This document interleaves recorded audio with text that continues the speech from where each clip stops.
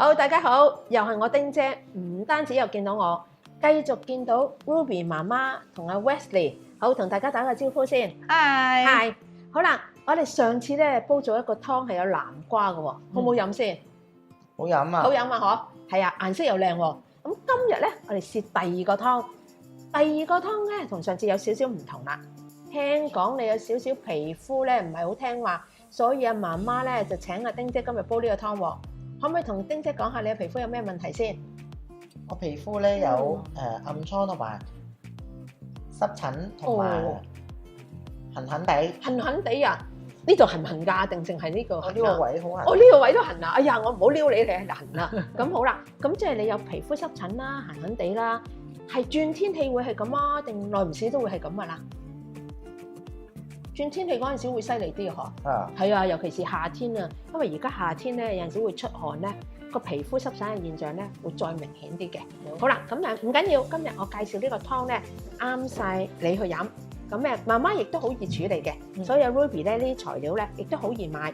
好啦，我哋先講一講呢個湯嘅名先。我哋呢個湯咧就叫做三種豆，三豆土茯苓煲乳鴿湯。好啦。頭先講咗三豆，即係用咗3種豆喎。話俾我聽係邊3種豆先？呢個係咩豆啊？綠豆。綠豆，叻。呢個咧？紅豆。麻麻地叻，我打一陣先開埋。呢個咧？呢個都識好叻啊！豆。哇，好叻啊！3樣裏面識咗2樣，呢樣唔係唔啱。呢樣咧，你頭先話紅豆，其實佢叫做小紅豆，或者廣東人會叫佢做赤小豆。通常外省人會稱呢啲叫小紅豆，大粒嗰啲就係煲紅豆沙加陳皮嗰啲，呢啲叫赤小豆。好啦，我哋今日3樣嘅主角個豆咧就係綠豆、赤小豆同扁豆。先講呢3樣豆先。綠豆咧可以排毒嘅，點樣排毒咧？直情係疫情嗰陣時，唔知大家仲記唔記得有啲人咧就中咗 Covid 啦，咁啊成日 WhatsApp 問阿丁姐可以點做？我話你將綠豆愛嚟煲水，加啲甘草就咁飲都得㗎。咁所以就算而家你有傷風感冒初期，你係好熱，天氣熱得滯，仲重嘅感冒咧，你都可以煲綠豆水，或者索性去食一碗綠豆沙，就有呢個咧舒緩喉嚨唔舒服啦，或者成個人覺得好滾嘅。好啦，咁呢個係綠豆咯。咁頭先我話呢個可以話係紅豆，不過叫小紅豆，係赤小豆咧，佢同扁豆咧就係朋友嚟嘅，兄弟嚟嘅，可以去濕。咁點解今日要講去濕咧？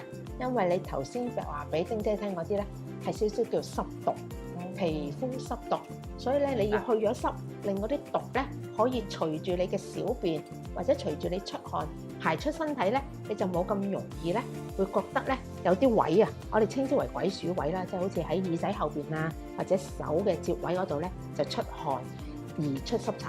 好啦，咁呢啲就係豆。咁呢樣嘢，咁我媽媽考考你啦，識唔識係咩嚟㗎？呢隻啊唔知喎，係咪薯片啊咁樣嘅？咁大塊薯片好開心喎！如果有咁大塊薯片食就呢樣嘢咧叫做土茯苓。土茯苓嗱，我記得上次煲湯咧都有介紹過一個叫茯神啊，仲有冇印象？有啊。係啊，中間度好緊要有粒的，㗎嘛，係啊，有粒的。茯神嘅好處咧就係令你瞓覺瞓得好啲，精神狀態好啲。係，但今次呢個又唔係喎，今次呢個咧係令你咧可以解皮膚嘅毒。有冇食龜苓膏㗎？有冇食過龜苓膏啊？都有食啊，都有食啊，但係唔係好好食啊，苦苦地啊，嗬。龜苓膏入邊咧一定有土茯苓，土茯苓咧喺龜苓膏入邊嘅作用就係可以排毒，將你皮膚嗰啲咧毛病啦、暗瘡啦改善嘅。咁所以呢個咧叫土茯苓。好啦，咁啊今日因為成個湯咧都係為咗阿 Wesley 而設嘅嚇，咁所以呢個三豆啦加土茯苓咧就係呢個作用。跟住仲有呢兩樣喎，又到你咯喎，考完媽媽考你咯喎。呢兩樣叫做薏米，一個係生薏米，一個係熟薏米。好啦，邊樣係生薏米？可唔可以指出嚟俾我睇啊？左就係生薏米，右咧？右咧就係熟薏米。好啦，咁屋企啊，啱我俾個獎你，好啱啊！你都俾個叻自己。好啦，咁熟薏米其實有少少似咧，媽媽有冇喺屋企咧同佢做咧爆谷啊 popcorn 咁樣？有啊，嗬！你都係本來粟米粒好細粒嘅，跟住爆好大粒。其實個道理都一樣，我哋唔係將佢爆，我哋就將佢咧用隻鑊咧炒，佢就會膨脹噶啦。所以生薏米咧就係可以咧去水作用強啲嘅，熟薏米咧去水得嚟咧，驚寒涼得滯，我哋叫健脾，即係令你咧唔好太過去水，因為去水多咧，有陣時你會口乾嘅。所以咧，將生熟薏米2溝咧就達到呢個作用啦。好啦，咁啊介紹晒呢啲材料咯喎，跟住紅蘿蔔就係令成個湯咧更加好飲嘅。紅蘿蔔唔特別，呢樣特別，呢個咩嚟㗎？咩嚟？Elvis，呢個就係你好似想講個雞字喎，雞，係咪雞啊？咁細隻雞嘅咩？咁咁係咩啊？望清楚，望清楚啲，係咩嚟？乳鴿。啊！乳鴿，但係平時你食嘅乳鴿係咁樣望嘅咩？清楚啲係乳鴿啊！啊，望清楚啲係乳鴿。平時食嘅乳鴿咩樣㗎？脆卜卜㗎，中唔中意食啊？好中意喎！好中意啊！脆卜卜㗎嗬，嗰啲叫紅燒乳鴿。紅燒乳鴿。今日咧就會用乳鴿嚟煲湯。媽媽有冇試過用乳鴿嚟煲湯啊？冇啊！我通常都用雞啊，或者係呢個鷓鴣咯。我鷓鴣都有，鷓鴣都幾貴嘅喎。係啊係啊，阿媽媽都幾重。仲要係唔同日數啊，唔同價錢。係啊，嗱，咁我又逐一解釋咯喎。雞咧，通常大家比較普遍煲湯，不過我會建議雞咧煲湯咧係冬天，或者係入冬，即係秋冬，因為雞咧我哋叫做咧有少少咧溫補嘅作用。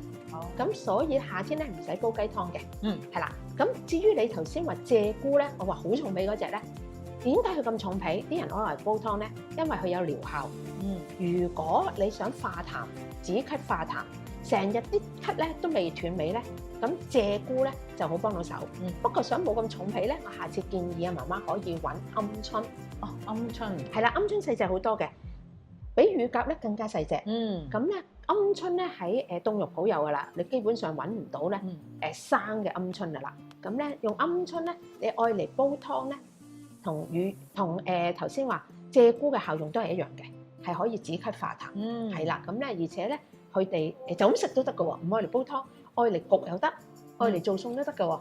咁所以以後不妨咧諗下，唔用雞唔用豬肉都可以用一啲特別嘅材料嚟煲湯。明白明白。同埋咧，我想問問啲豆咧，平時我哋咧好似要拎去浸一浸嘅喎。係啊，冇錯啊，係咪？而家我哋都要嘅，使唔使浸啊？都要嘅。嗱，煲湯你可以浸，可以唔浸，因為視乎你啲渣要唔要咧食埋佢，同埋除咗食埋佢之後咧，仲有一樣嘢就係你煲湯煲得耐咧，基本上咧佢慢慢咧都會軟化啦，同埋咧佢啲澱粉會走出嚟嘅。咁所以有啲人唔浸咧，就係唔想佢澱粉跑出嚟咁多。係啦，因為而家有啲人飲老火湯都介意佢飲咗會唔會好肥啊？脂肪越嚟越三高，越嚟越嚴重啊！咁所以如果唔浸咧，佢啲澱粉冇跑出嚟咁嚴重。咁所以咧浸同唔浸都冇乜所謂。係啦，如果你煲紅豆沙、綠豆沙就唔係喎，因為咧紅豆沙、綠豆沙你可能煲得好快啫嘛，半個鐘你要起沙，咁你就必須要浸咗佢。係啦，所以煲湯咧又唔係必然要嘅。同埋咧，我想問問咧，老火湯咧，其實咧係咪唔好成日飲㗎？而家最近呢幾年咧，大家都因為俾三高咧，高血脂啦、高血糖啦、高血壓咧，影響嘅心情，甚至乎痛風嘅人咧都越嚟越多喎。咁所以咧，老火湯的而且確咧，呢個問題咧係會有少少影響嘅。咁所以咧，我就建議咧，除非冬天啦，如果唔係夏天咧，可能一個禮拜一次，又或者咧一個月煲2-3次已經好足夠㗎啦。明白啦。咁啊，或者我哋一路煲住湯，一路再傾偈，好唔好啊？好啊，唔該晒。好啦。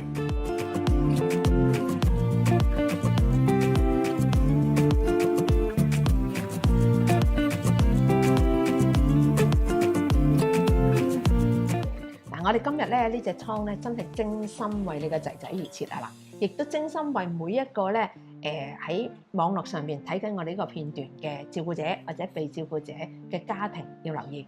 夏天啦，甚至乎咧長期有一啲皮膚濕毒咧，呢個都好啱，因為佢今日用咗個主角咧就係綠豆配乳鴿。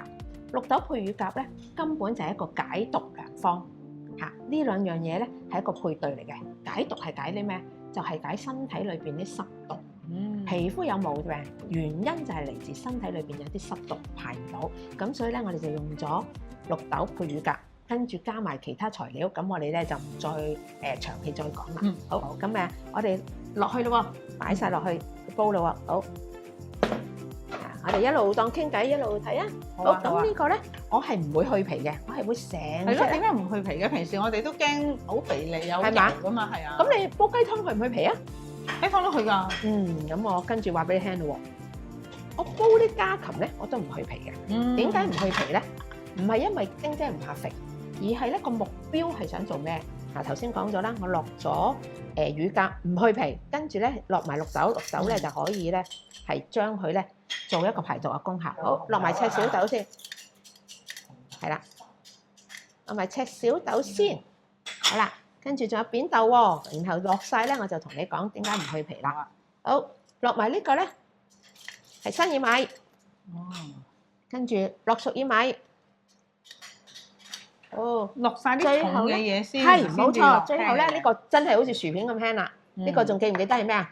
土茯苓係啦，土茯苓落去。好啦，咁龜苓膏嘅係啦，哇，朋友好犀利！龜苓膏嘅朋友，咁好啦，咁趁一路咧個火喺度滾緊咧，一路回應翻你。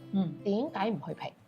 通常我會建議大家幾時係煲雞湯㗎？你會幾時煲雞湯？有冇揀季節嘅？冬天就會多啲，夏天都係咯，都有時候都有嘅。係夏天咁落口咧，其實就煲瘦肉啊或者滾湯就夠啦。咁所以我哋通常煲雞湯係為想補，補咩？滋補，想皮膚又潤啲。咁所以係秋冬嘅行為。咁如果你想補皮係有皮下脂肪，的而且確係肥啲，但係就達到你咧愛嚟滋補、滋潤個皮膚冇咁乾，同埋令個身體暖啲。咁好啦，咁你話但係肥騰騰個湯點飲啊？唔緊要，你煲好之後將佢撇咗嗰啲油，其實個湯一樣達到你嘅效果。明白。同埋咧，你下次試下連埋皮煲嘅湯同去咗皮煲嘅湯個口感完全兩樣嘅。應該係香啲，係啦，有味道皮香嘅，係濃啲嘅，冇錯，如果有皮完全濃郁啲嘅。咁所以咧嗰個味道咧係無可取替嘅。咁所以你要做嘅嘢咧就係將佢撇咗油，令到個口感又好，個功效又存在，係嘛？所以今日嘅乳鴿我哋呢一樣啦。等一陣成隻乳鴿咧，我哋就可以原隻上嚟咧。今次唔係紅燒咯喎，唔係你仔仔咧話要紅燒咯喎，我哋可以將佢點豉油、熟油，或者咧加啲麻油。少少胡椒粉啊，咁等一陣點嚟食就好好食啦。好，我哋俾啲時間佢，又係啦，煲個零2個鐘搞掂噶啦。我哋等一陣咧就可以連渣食埋佢。明白。但係咧，我有問題問啊，點解紅蘿蔔咧通常有個 friend 噶嘛？係點解唔見咗嗰個蜜棗嘅？係嘛？紅蘿蔔呢個 friend咧，我冇叫個 friend 出場好耐啦。係啊，因為咧呢個 friend 咧唔係好健康。蜜棗咧，我基本上如果有留意我頻道咧，好少，幾乎近3-4年我嘅頻道咧，全部冇落蜜棗。點解？當你了解製作過程，蜜棗係將嗰個大棗落嚟鋪喺生曬，加咗好多糖，將佢醃，然後咧將佢啲糖分咧濃縮翻喺個蜜棗入邊。咁你諗下啦，就算你撥走晒啲糖，其實落去嗰陣時候個湯咧，嗰啲甜咧係來自嗰糖分。咁所以咧吸收咁多糖分咧，今時今日大家都明白。咁好啦，咁你話唔落蜜棗有咩替代咧？我建議一樣嘢，Ruby，你去買椰棗，椰子嘅椰，你會見到一啲阿拉伯國家啦、中東地帶嘅朋友咧，佢哋都會用椰棗咧擺粒核桃啊、果仁入去咧做一個零食嘅。所以椰棗係純天然嘅，佢嘅糖分係嚟自佢本身天然嘅甜味嗰度。咁所以咧唔好再落蜜棗啦。咁所以你今日問得好好。咁我哋咧個朋友叫佢行埋一邊先，我哋等一陣咧就等煲湯煲好，我哋一齊一路飲湯一路傾偈，好嗎？好啊，唔該晒你啊，好，唔好客氣。